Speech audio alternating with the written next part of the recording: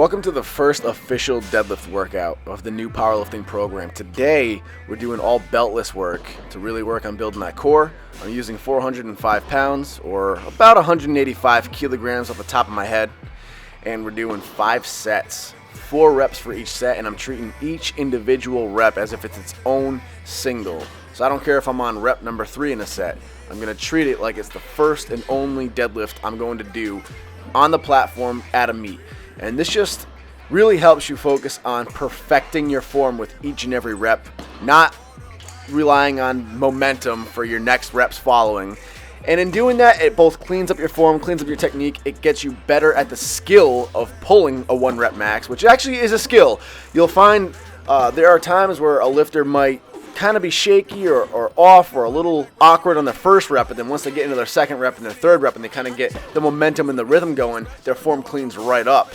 And that's not good. That means the skill for a 1 rep single is not there, and obviously that's everything in powerlifting. So this has a lot of benefits to it. Obviously, if you clean up your technique with each and every rep too, you're going to activate the muscles 100% with each and every rep, therefore bettering your strength gains. So that is the plan. My short-term goal, guys, is to hit a 600-pound deadlift. I don't have a date picked out for it, but I don't think it's very far off at all. So once my strength returns, I'm already in the mid-500s now. Once my strength returns and climbs from this new programming, I think it's going to be coming pretty soon.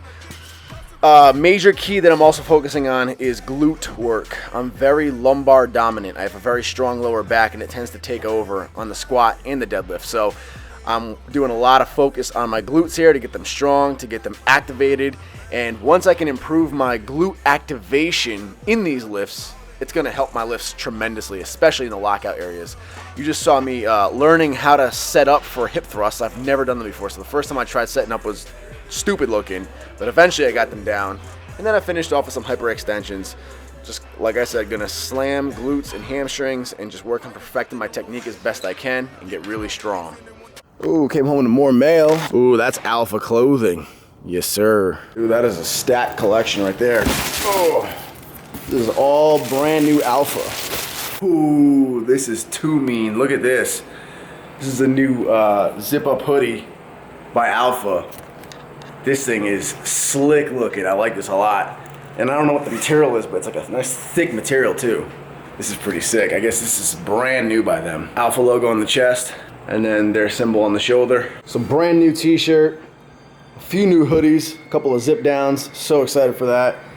They even sent Ariana some ladies spandexy joggers, which are pretty cool looking. So that's Ari's. And then I got some new joggers myself. These are so sick. These are all going straight into the washing machine. I wash all new clothes before I wear them. It makes them more snug, it makes them softer, and just fit better. I do have a discount code for Alpha, and I literally forget to tell you guys it all the time, but it's NWB. So go to alphaclothing.co, it's in the info box below, and use NWB as your discount code, and that'll work on Alpha for all your clothing. Isatory.com, boom. Look who's on the homepage of the Isatory website.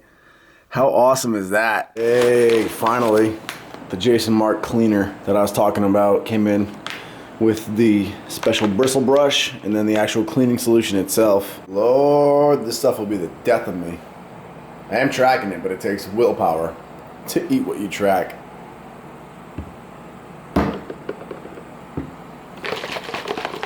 Guess how much this little house costs? And there's like, you can't see it from my angle, but there's neighbors right next to it. That little house with neighbors shoulder to shoulder just sold for $320,000. That is Rhode Island for you. Houses are stupidly expensive up here. It's insane. Now, New York and LA are both more expensive, but it's because you're paying to live in New York and LA, so that kind of makes sense, as ridiculous as it may be. But up here, what are you paying for? New England is one of the oldest areas, so all the houses are decrepit. We get crazy coastal weather, so they're all like beaten down by the harsh winters. So you pay a lot of money and you get really low quality. I've been hunting around for properties on top of properties on top of properties for a long time now, because like I said, I wanted to get into real estate in the sense of actually getting investment properties under my belt and renting them out and whatnot.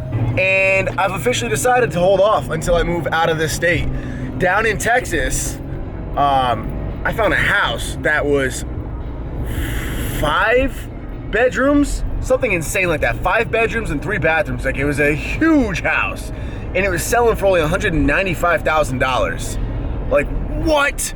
$195,000 up here would get you a very small 1 bedroom, 1 bathroom, like, crap shack, and it would be in like an inner city area of like Cranston or Warwick. It wouldn't be in a nice area, and it'd be really ghetto and like old and falling apart. It's sad, man. So Rhode Island is terrible. The economy is terrible. We're number 2 right behind Detroit, Michigan. Terrible for homeowners. The taxation is ridiculous. The actual like economy itself is very corrupt in this state. So I'm officially holding off on getting into the real estate game until I move out of Rhode Island. And if you do happen to live up near here, it's beautiful, a beautiful state in the summertime for sure. But if you're gonna actually live up here, if you have a lot of money and you have investments tied up in other assets, I honestly recommend just renting. Just rent. It's a small little bit out of your pocket every single month, and it ensures that you'll never have to deal with a random headache of something breaking or just regular homeowner probs. And it'll also ensure that you don't get raked over the coals tax-wise, thanks to Rhode Island. And it also ensures that you're not going to be paying way too much for crappy little things that they call houses. Oh, it's that time of the year. The time where roads and cars get filled with pounds and pounds of fluffy white bullshit. First snow, and it's supposed to be a blizzard, but we're not sure. Max Tuning's area, DC, Virginia, they're all getting nailed. I think that's where like the main storm's supposed to be, which is really different. I've never experienced that where they're getting snow and we don't, but they've been having snow and we're just getting it now, and it's like no one's sure of how bad it's supposed to get. So I'm gonna get to the gym before it gets bad. So I'm going to train fasted. I didn't even make a pre-workout, just trying to get out of the house immediately. Fluffy white bullshit. Hey Nick, that should be the title of your channel. Fluffy white bullshit. I just thought I'm such an epic troll for myself. I wish I was a troll so I could write a comment to myself saying that exact words after listening to that last clip. Okay, stopped at the gas station on the way. Got a little pre-workout, got a little breakfast. I needed something. I'm about to be squatting, and though it's light squats, I still need something in my system for squats. And I started driving, and I realized the roads are not bad at all yet, so I have time. I thought they were gonna be really, really bad. And I should also clarify too, guys, because this isn't a lot of snow in general. They're bad for my car. I'm talking about my car specifically, because this is a rear-wheel drive car, and the car is super light in the back. So I'm actually gonna put some 45-pound plates in the back of my car for the winter, but my car is just particularly bad, with or without snow tires. So I was such a mess this morning, rushing around. I ended up forgetting my own squat shoes. So I squatted in flat soles today for the first time since I began powerlifting, actually. I actually have not squatted in flat soles since 2013 or 14. But I figured it'd be kind of fun. It'd be a good way to put my mobility to the test. As you guys know, my ankle mobility has always been very rough. It's been a weak point of mine. So this would really put it to the test, squatting in flat shoes and with the more narrow stance. And I gotta say, I'm pretty happy with it. Today we're doing tempo squats. So 3 seconds down, 3 seconds up. Both the eccentric and the concentric part of the movement. And what this does is it really allows you to focus on maintaining very tight form, focus on breaking at the hips and at the knees all perfectly with perfect timing, and really just it trains you to maintain very tight technique and form throughout the entire squat.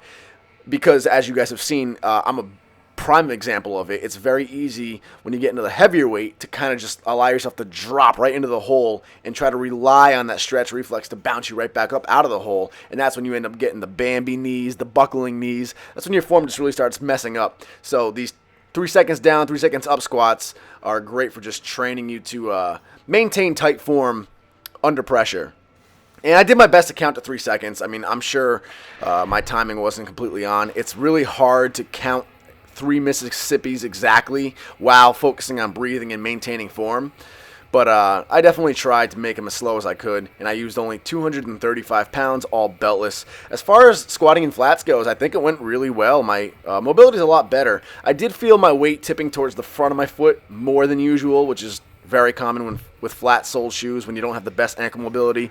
I also did notice my feet kind of went outward, like duck stance, a little bit more than they usually do, which is also very common with lack of ankle mobility. True ankle mobility, dorsiflexion mobility, allows you to keep your foot straight forward and then have your knee still go over your foot. Whereas if it's bad, your foot will want to pivot outward to allow your knee to come forward, and I think that's kind of what happened here. But all very subtle, minute stuff. All in all, my mobility is a lot better than it used to be, and these squats still felt really good even in flat-sole shoes. I'm very happy with the workout so far.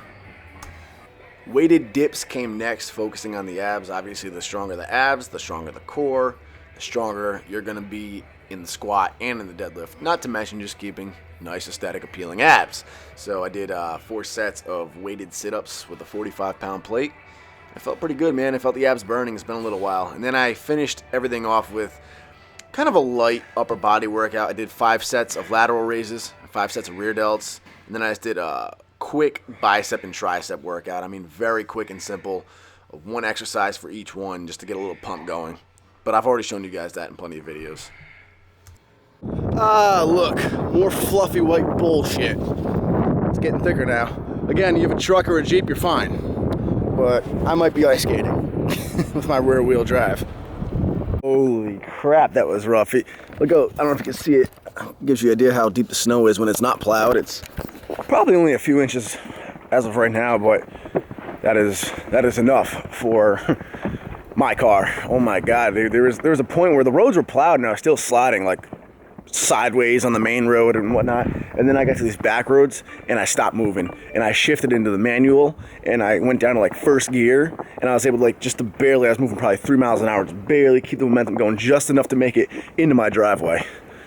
But dude, I was totally prepared to have to just leave my car where it was, call AAA and walk home.